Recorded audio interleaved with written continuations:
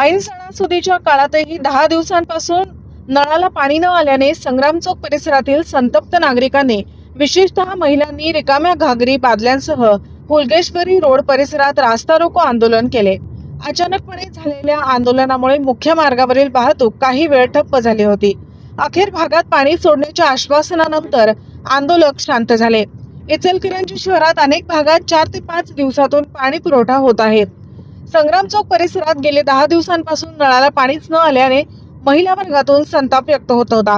वारंवार पाठपुरावा आणि पाणी सोडण्याची मागणी करूनही ऐन सणासुदीच्या काळातही पाणी न आल्याने संतप्त महिला रिकाम्या घागरी बादल्यांसह हुलगेश्वरी रोड परिसरात रस्त्यावर उतरल्या। दिवाळी बाजारासाठी मुख्य मार्गावर गर्दी असताना घोषणाबाजी करत सुरू केलेल्या रास्ता रोकोमुळे वाहतूक विस्कळीत झाली।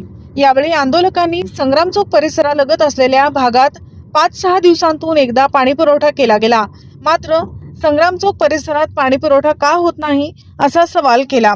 आंदोलन सुरू असतानाच तेथून निघालेले माजी नगरसेवक सागर चाळके यांना थांबवत भागात पाणी पुरवठ्याची मागणी केली। आंदोलनाची माहिती मिळताच महापालिकेच्या पाणी पुरवठा विभागातील अधिकारीही दाखल झाले। त्यांनी तांत्रिक अडचणीमुळे पाणी पुरवठा झाला नसल्याचे सांगितले। त्यावर सागर चाळके, शहाजी भोसले यांनी आंदोलकांची समजूत काढत सायंकाळपर्यंत भागात पाणी पुरवठा होईल असे आश्वासन दिल्यावर आंदोलन मागे घेण्यात आले।